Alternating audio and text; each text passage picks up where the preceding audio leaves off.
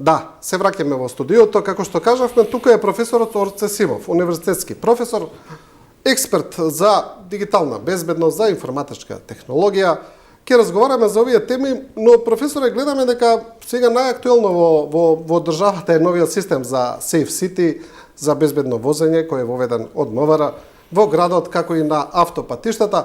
Отприлика еве знаеме што е кажано, дека ова е месец на тест период, каде што на граѓаните веднаш им доаѓаат тие опомени за направени прекршоци. Од 1 јануари ќе почне и казнувањето за истите. Еве, како еден генерален вовед во темата, што мислите вие за системот кај нас е новина, како ќе функционира, ќе функционирали, дали ќе придонесе за зголемување на безбедноста во сообраќајот? Тој систем ќе придонесе за зголемување на безбедноста во сообраќајот, затоа што сите возачи ќе внимаваат и со поголемо внимание ќе управуваат со своите возила. Меѓутоа, тој систем треба да се оптимизира така што да во исто време да ја зголеми безбедноста во сообраќајот, но не и значително да го успори сообраќајот, да влие на успорување на сообраќајот, затоа што во град Скопје имаме сообраќајници кои што се ресурси низ кои што можат да поминуваат одреден број возила во единица време. Особено раскрсниците се критични ресурси, каде што во исто време не можат да возат возила од различни правци. И на тие критични ресурси во одреден момент управување од семафорот може само во одреден правец да се движат возилата. И тој критичен ресурс за време трајање на семафорот дека свети зелено може да пропушти одреден број на возила. Доколку сега одреден број на возила поминуваат на таа раскрсница и при крај кога зеленото светло веќе трепка ќе се запали жолтото светло, поминуваат неколку возила исто така на тоа жолто светло. Значи, пропусниот опсек на самата раскрсница на некој начин се зголемува, доколку, да речеме, на неа во периодот на зелено светло можат да поминат 10 возила, и ако уште 3 поминат на зелено кон жолто светло, да речеме, тоа е 30% поголема пропусна моќ на самата раскрсница или 30% го забрзува сообраќајот, овозможува поголема проточност на возила за 30%. Сега, ако прилично стрикно се воведат тие правила, тие 3 возила, да речеме, или тие 30% нема да ги добиеме така што тие возила би се наредиле во редот на чекање на критичниот ресурс раскрсница на семафорот. На семафорот и ќе се зголеми колоната. Исто така по спорото возење, возењето со помала брзина ќе зголеми безбедноста, но ќе намали пропусниот опсек, односно пропусната моќ на самите патишта што ги имаме. Тоа е исто како е во една компјутерска мрежа, на 100 мегабита во секунда поминуваат 100 милиони бити во секунда. Ако ние тоа го намалиме на 80, значи пропусната моќ на самиот ресурс се намалува. Така што системот треба да се оптимизира на таков начин да биде малце по-флексибилен, по-еластичен, да тие не толку критични прекршоци да не се казнуваат, да се овозможи сепак да не се зголемува гужвата во сообраќајот и да се на некој начин одржува пропусната моќ на бројот на возила што сега ги имаме во Скопје. Да не се успори, да. Еве имаме запишано уште неколку прашања кои веќе сега се појавуваат како дилеми во однос на системот. Едно е тоа, претпоставам дека компаниите кои имаат многу службени возила, исто така ќе треба особено да внимаваат, бидејќи тие возила ги возат повеќе различни шофери. Да, тоа ќе изискува поголеми административни активности во компаниите во кои што едно возило го возат повеќе вработени лица. Не е тоа возило доделено само на едно лице, туку се менуваат бројот на луѓето што го возат тоа лице. Во таквите компании треба да се води евиденција на кој датум, во колку часот одредено лице го земало возилото, во колку саат го вратило возилото, потоа кога друг колега го земал, во колку саат го вратило и така натаму, дури за да подосна кога ќе дојде до тоа да стигнат одредени казни, да нема недоразбирање, би требало тие да се подпишуваат, дека во толку саат го земал, па да се подпише, па во толку ги вратил, поново се подпишува и така натаму, затоа што во периодот додека тој управува со тоа возило може да направи повеќе прекршоци и на компанијата да стигнат повеќе казни, затоа што казната нема да стигне на лицето кој што во тој момент го управува тоа возило и треба во компанијата да знаат кој во тој момент управувал со тоа возило. Бидејќи казната ќе доаѓаат на регистрација. Казната ќе доаѓа на регистрација и тие на некој начин треба да развијат некакви механизми како ќе ги наплатуваат тие казни од вработените кои што управувале во тој момент со тоа возило. Особено ќе биде проблематично доколку лицето кое што управува со возилото прави поголеми казни, поминува на црвено, каде што казната е и финансиски повисока, над 300 евра и има и одземање на возачка дозвола и така натаму. Тоа ќе бара дополнителни административни активности од самите компании. Да. Друго е, дали, уште неколку прашања, едно е дилемата, бидејќи системот ги препознава таблиците, но имаме многу таблички кои се возила, кои се службени, но кои по својата природа, по природата на службата, треба да возат на побрзо, некојаш да поминуваат на црвена, тоа се оние возила со приоритет, што се означени со светлосна сигнализација, но имаме и возила кои не се, например, кои се возила на МВР, возила кои возат цивилни возила, но кои ги возат службени лица. Дали мислите дека системот ќе овозможува рачно да се внесат таблицки кои нема да бидат казнувани? Бидејќи тоа сега голем дел од граѓаните го прашуваат, што може да отвори простор, можеби, за манипулација. Ние не знаеме дали е тоа, но еве како прашање. Да, немам информација како тоа е решено со тие службени возила што на некој начин имаат право да возат и побрзо, па во одредени случаи да поминат и на црвено на одредена раскрсница. Технички гледано тоа е систем кој што се состои од одредена опрема која што е поставена на одредени сообраќајници и има технички можности да го снима сообраќајот, да ја одреди брзината на движење на одредено возило, да ја сними неговата регистарска табличка со optical character recognition, да го препознае, да ја препознае кодот и бројот на картицата во базата на податоци, да пронајде чие е тоа возило и потоа доколку е направен прекршок, доколку вози над дозволената брзина на таа локација или доколку поминава на црвено на семафорот, да се испрати казна на собственикот на тоа возило.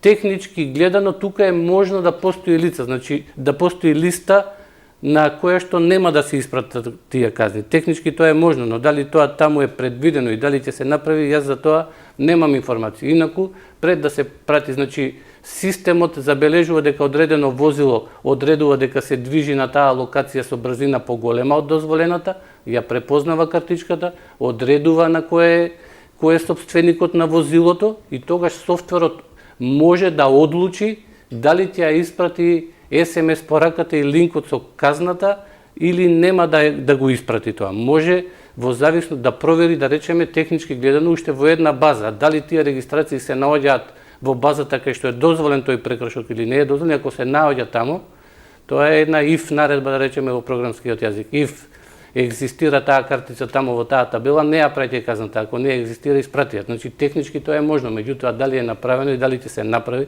за тоа немам информација. Тоа ќе го прашаме МВР, се разбира како еве дополнително прашање за нив. И последно за ова видовме се бале утрово еден скопски адвокат напиша дека исто така е проблематично што бидејќи податоците се црпат од табличката, но може да ја вози некој друг, да го вози автомобилот. Имаме случаи кога се возат автомобили со полномоштво, или имаме случаи кога автомобилот се продава на друго лице, тој се уште ја вози таа табличка, тој има купопродажен договор, но ја вози, да речеме тоа е неколку часа може да биде, но за тие неколку часа може да направи прекршоци. Вели проблематично е што на тоа лице му доаѓаат лично податоци од тој што е собственик на табличката, бидејќи тоа се лични податоци кои тој не би смеело да ги види. Тоа најверојатно особено ќе биде поголем проблем во семејствата, затоа што таму може да има едно или две возила, а да има 4 возрастни членови на тоа семејство или повеќе кои што имаат над 18 години и кои што имаат возачка дозвола. Така што може да речеме возилото е на таткото или на мајката, а возилата ги возат и синовите и ќерките и сега прекршоците стигнуваат на тој што го има возилото и доколку е парична казната тука меѓусебно ќе се договорат, нема да биде проблем тоа затоа што од еден нивни буџет семеен се плаќаат тие казни. Меѓутоа проблематично ќе биде при потешките прекршоци кога се доаѓа до одземање, да речеме, на возачката дозвола, односно одреден временски период да не се вози така што како тоа е предвидено треба да се види во МВР. Како што спомнав, мисло за компаниите е проблем, што исти вработени делат, повеќе вработени делат едно исто возило и еве тоа што било напишано од тој професор, значи тоа што го спомнавме за да не се успори драстично сообраќајот во Скопје, мора тој систем малку да биде пофлексибилен, поеластичен, да не биде со резки граници дека ако е 50 дозволено, а вие возите 51 веднаш да стигнува казната и така натаму. Треба да биде ригорозен за грубите прекршоци. Ако некој вози со огромна брзина, ако некој поминува на светлото, црвено светли семафорот, тој поминува. Во таков случај треба да бидат тие казни ригорозни. Меѓутоа, при крајот на зелено и кога почнува веќе жолтото светло да свети, а има уште тој ресурс, раскрсница може да пропушти уште неколку возила, можеби за таквите случаи не треба да биде толку стрикно казнувањето на системата. Да, ќе видиме, ова е се уште сепак тест период на МВР, ќе видиме како ќе функционира во пракса од 1 јануари. Професоре, во поглед на дигиталната безбедност, во поглед на тоа дали државата има стратегија за одбрана од хибридни напади, хакерски напади, пад на системите, сме имале такви случаи, знаеме за оние дојави на бомбите во училиштата, но сме имале и случаи на напади на државни институции, хакерски напади, например, тој е познат оној еден упад во Фондот за здравство, кога не дознавме до крај што се случило тогаш, дали државата дури платила оштета за тие податоци кои биле земени од хакерите. Ние сме држава членка на НАТО, земја кандидат за Европската унија, користиме ресурси од двете организации, но дали како држава имаме добра стратегија за заштита од овие ризици? Стратегија за сајбер безбедност има, последната стратегија од 2025 до 2028 година, а сега е донесен и законот за мрежна и информациона безбедност. Значи имаме и законско решение кое што се грижи за мрежната и информационата безбедност, така што имаме и законско решение и имаме и стратегија. Меѓутоа, тоа нема да ги заштити информационите системи. Ние на хартија имаме закон, имаме и стратегија и така натаму. Важно е во реалноста, во праксата и стратегијата и законот да бидат спроведени со технички средства на обезбедување на информационите системи, со знаење на корисниците на тие информациони системи и на тој начин да се намали можноста за напади врз информационите системи и доколку истите бидат нападнати, да бидат ублажени резултатите кои што ќе бидат предизвикани од тие напади, кои што може да бидат финансиски, правни, неработење подолг временски период на информационите системи и така натаму. Ние пред неколку години имавме повеќе напади на информациони системи, за среќа во последниот период, и добро е тоа, немаме значајни напади на критични информациони системи. Пред 2 или 3 години имаше напад во Фондот за здравство, во Министерство за земјоделие, мислам дека имаше еден напад во Бирото за јавни набавки и така натаму.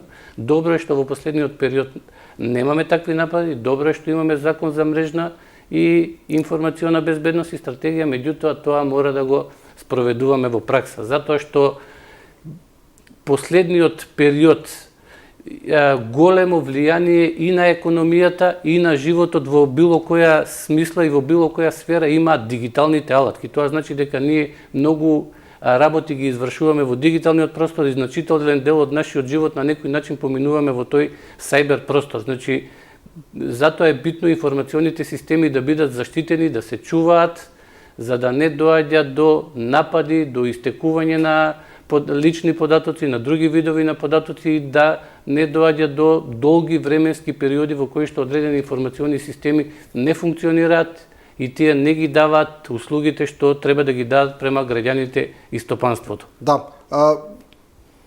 Тоа е всушност истиот проблем како и со сите во другите области каде што ние имаме закони, но имаме проблем со имплементација на законите.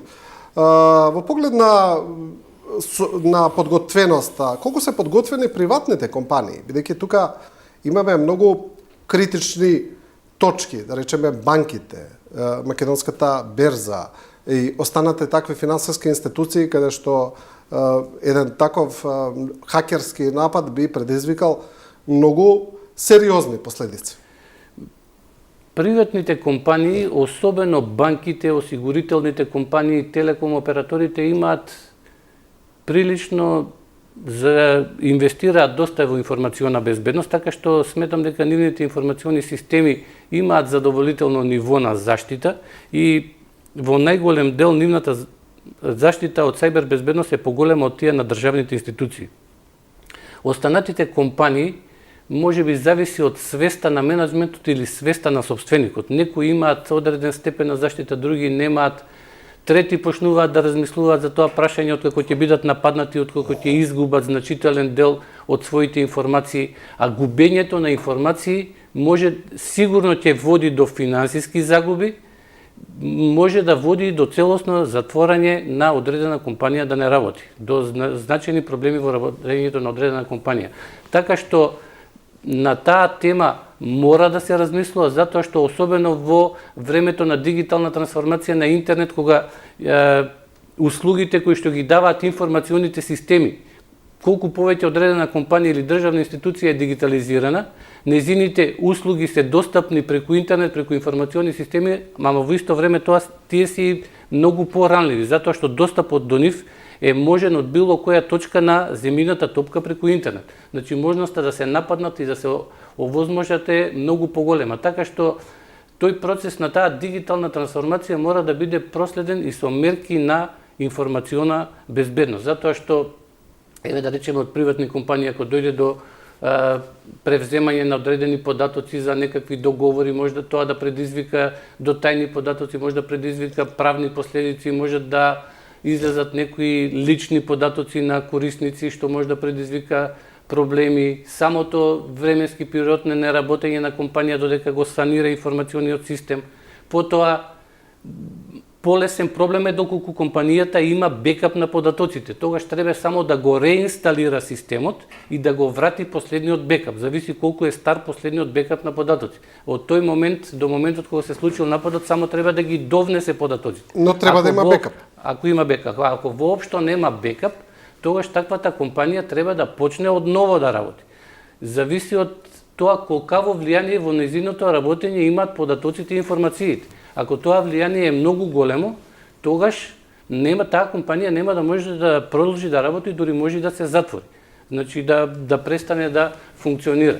И сега, кога зборуваме тука за државните институции, за нивната заштита, ефикасно и оптимално би било државата да има државен дата центар. Тој државен дата центар да ги обслужува од информациона гледна точка сите потреби на државните институции. Ние имаме околу 1350 државни институции и неколку стотици може би компании, јавни предпријатија на локалната самоуправа со 85 општини и неефикасно е секоја институција да има свој информационен систем. Тоа значи секоја институција има своја систем сала, таму има уреди за непрекинато напојување, има сервери, има бази на податоци, оперативни системи, лиценци, апликативни софтвери, треба да водат сметка за заштита на податоците, за бекапи, за сајбер безбедност и така натаму.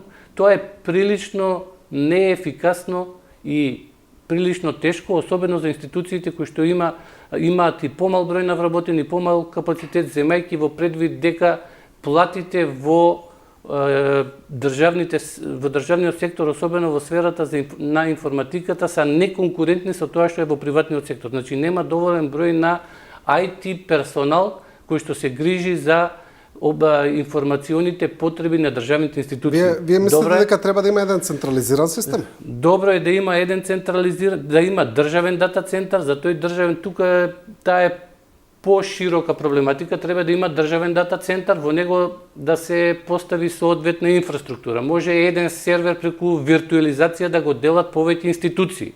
Виртуелните компјутери кога ќе се виртуализира одреден сервер, тој се наоѓа во еден файл. Бекапот негов е многу лесен, се бекапира само тој еден файл. Доколку треба да направиме рестор и да го вратиме целиот IT систем на одредена институција, ние само правиме рестор од еден файл. Не реинсталираме одново оперативен систем, не реинсталираме бази на податоци, апликацијски сервери, апликации и така натаму. Целата и бекапите е полесно и да го реставрираме системот доколку се деси некаква хаварија е поголема, а и многу е поефикасно да ги делиме истите ресурси. Понатаму треба IT кадрите што ги имаме во државните институции. Добро би било да се соберат сите тие да работат во една институција, да им се дадат плати кои што ќе бидат конкурентни на платите во приватниот сектор. На тој начин ќе го задржиме кадарот, на едно место ќе концентрираме луѓе што знаат оперативен систем Windows, Linux, мрежи, бази на податоци, cyber security. Ќе имаме поголеми тимови што ги знаат потребните, што ги имаат потребните квалификации и што ги поседуваат потребните знаења. И тие ќе можат многу поефикасно да ги обслужуваат потребите на државната управа. Инаку сега тоа се прави на понеефикасен начин, го прават преку разноразни тендери приватни компании кои што тоа прилично значително го наплатуваат.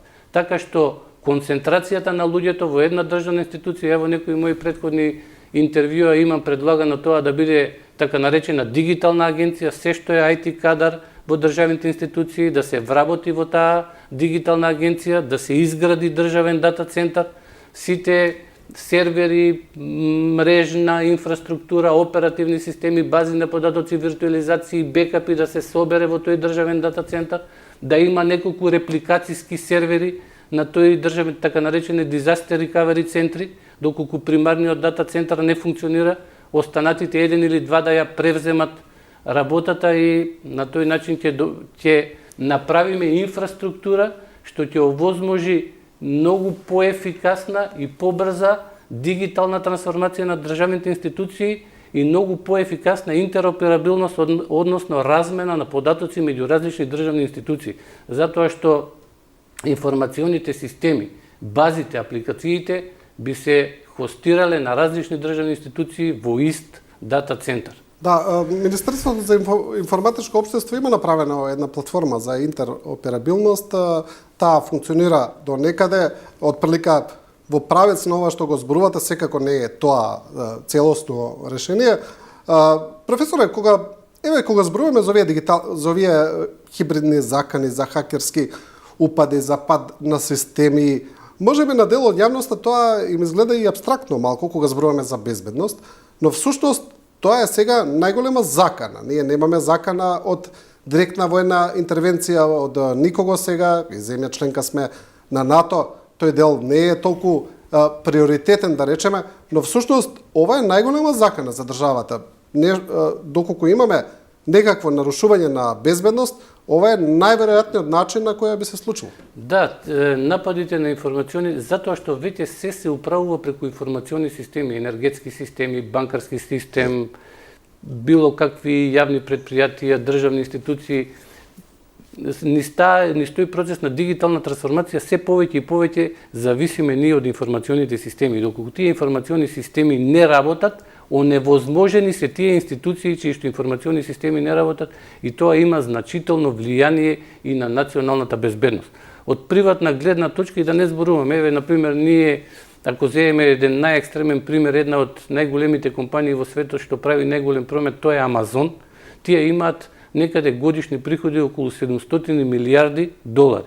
Тоа е околу 75 милиони долари на час. Значи нивните информациони системи, ако не работат 10 часа, тие ќе имаат директна загуба од 750 милиони долари. Значи нема да направат промет од 750 милиони долари.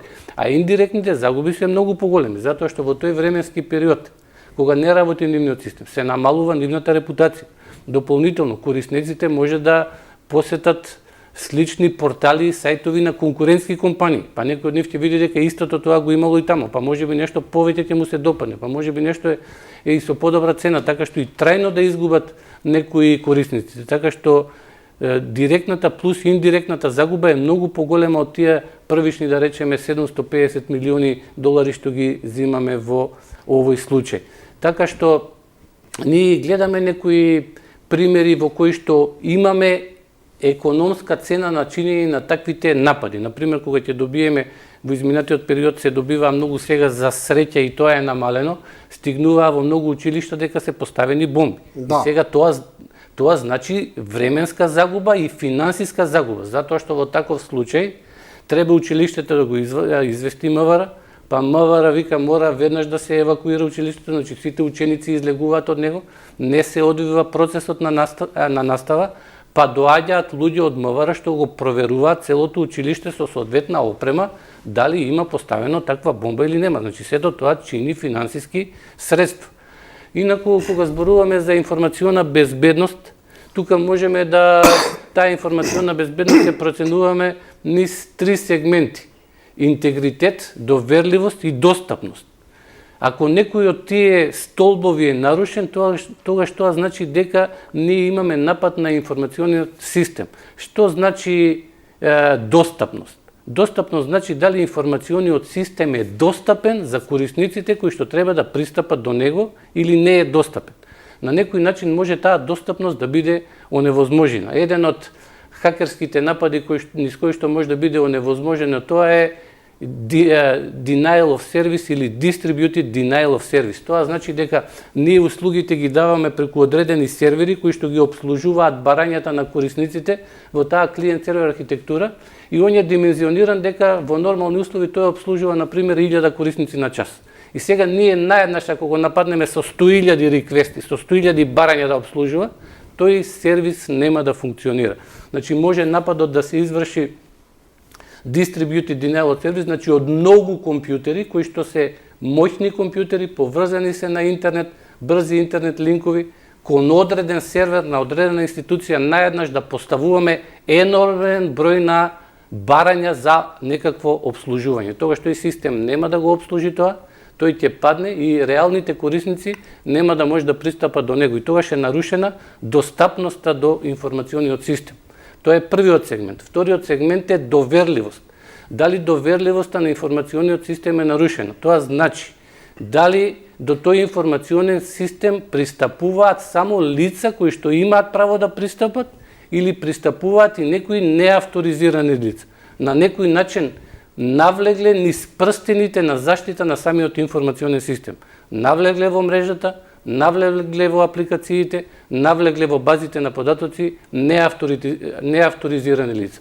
Можат да пристапуваат, можат да ги гледаат податоците, можат за некакви намени да ги користат, можат да ги извлечат тие податоци, например лични податоци, да ги постават на некаков дарк веб, да ги продаваат за одредена сума на пари, кај што има имења, презимења, адреси, матични броеви или некакви финансиски компании за некаква институција или за приватна компанија, финансиски податоци да се извадат, какви фактури влезни има, какви излезни фактури има, податоците за изводите и така натаму.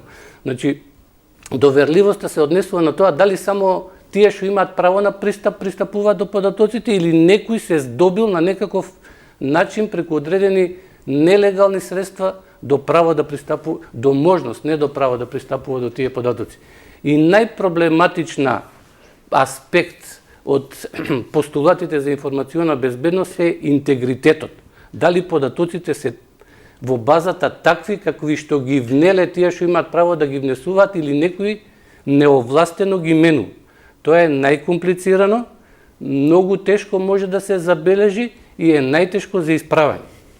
Да речеме, ние имаме некаков информационен систем во некаква институција, во неа се внесуваат податоци за компании или за граѓани, например Фондот за здравство го спомнавте, кај што се внесуваат податоци за осигуреници, кој преку кој е осигуран, дали во која компанија работи, дали има право на здравствена заштита, дали нема право и така натаму. И сега да речеме неовластени лица имаат право да пристапат и не прават некои штети, не го оневозможуваат, не го стопираат, меѓутоа од време на време менуваат некои податоци. И сега они ги менуваат податоците. Ние тоа не го приметуваме. Системот работи нормално. Корисниците пристапуваат. Правиме бекапи. Во бекапот исто така влегуваат неовластено менуваните податоци. И ако тоа се случува долг временски период, ние после долго време кога ќе на некој начин кога ќе го забележиме, тоа ќе не бидат на некој начин и бекапите загадени и прилично тешко ќе се справуваме со таа состојба. Значи, нарушувањето на интегритетот на базите на податоци и на информационите системи е на некој начин најтежок облик на прекршување и најголем проблем при хакерските напади на одредени информациони системи. Професоре, немаме уште многу време, уште некоја минута, не искористивме, бидејќи зборувавме на крај за ова што е најинтересно за сообраќајните прекршници. Каде тука влегува во приказната вештачката интелигенција? Кога зборуваме за сето ова е релативно нова појава, но гледаме дека брзо не ги превзема и не ги менува животите, многу побрзо него што мислиме. Очигледно, каде тука е стратегијата на државата за употребата на вештачката интелигенција и во заштита на податоците, но и во функционирањето на системот?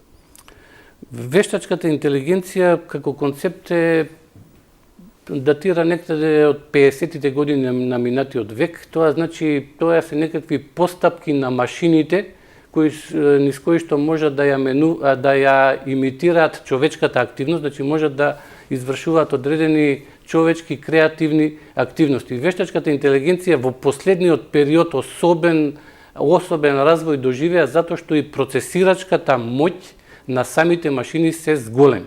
За да вештачката интелигенција во најголем дел се базира на така наречени невронски мрежи. Тоа можеме да го замислиме како одредени точки кои што меѓу себе се поврзани со некакви врски, со тежински фактори и учењето на таа невронска мрежа е процес во кој што на тие влезни неврони им имаме тренинг множество, имаме познати влезови и познати излези за тие влезови.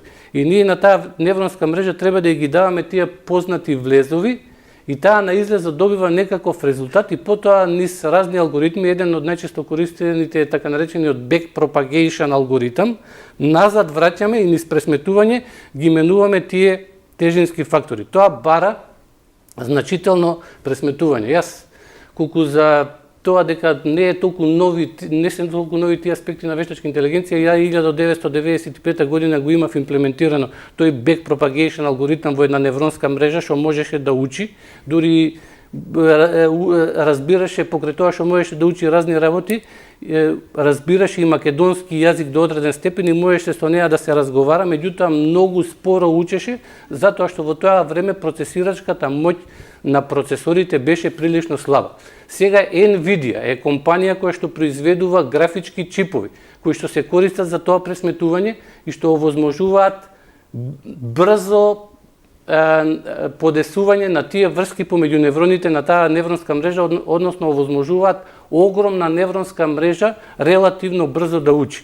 И тоа ќе овозможи да работи кои што пред тоа не беа можно да бидат креативни работи, да не бидат извршувани од машини, сега да бидат извршувани од машини. Во идниот временски период вештачката интелигенција ќе промени многу сфери и од економијата и од општеството. Најмалку според последниот извештај на Меѓународен монетарен фонд, над 40% од работните места во светот на некој начин ќе бидат допрени од вештачката интелигенција. Одредени работни позиции целосно ќе бидат заменети, а други ќе бидат надополнети. Понатаму како тоа ќе се одразува, најверојатно во иднина ќе останат само за професија за луѓе, ќе останат покреативните работни места каде што треба поголема имагинација, критично размислување и така натаму. Мануелните работни места, колку е помануелно одредена работно место и работна позиција, толку полесно ќе биде заменето со вештачка интелигенција. И тука треба да се таа вештачка интелигенција секако на некој начин треба да биде проследена и со регулатива, тоа што го спомнавте, како да се регулира, затоа што аспектот на живење на луѓето се повеќе ќе биде зависен од некакви алгоритми. И тие алгоритми во одредени случаи ние не можеме да гарантираме дека 100% точно и објективно ќе работат. Тие може да имаат и субјективизам и грешки во работењето и можат одредени да влијат значително на животот на одредени лица. Например, алгоритмот одредува кои луѓе ќе бидат вработени. И одреден алгоритам на вас не ви дава вие да се квалификувате за второ ниво или за трето ниво на интервју. Секој пат ќе мора да кога за одредени права на луѓе, одредени постапки одлучуваат некакви алгоритми, човекот мора да има право да бара за неговиот случај проблемот, односно случајот да го решава човек, а не алгоритам. Може да се остави на алгоритми, меѓутоа ако некој е незадоволен во неговата жалба, тој мора да има право дека постапката мора да биде спроведена од човек. Професоре, гледам дека јас за вештачка интелигенција ќе мора да направиме една посебна емисија која ќе биде посветена само за ова, бидејќи не останаа уште доста прашања неодговорени, но толку ни е сега времето. Професоре, ви благодарам за ова гостување и се надевам за некое време ќе се видиме повторно. Благодарам и на вас на поканата. Ова е професорот Орце Симов, со ова го завршуваме првиот дел. Продолжуваме со Борјан Ѓузелов веднаш после рекламите. Останете со нас.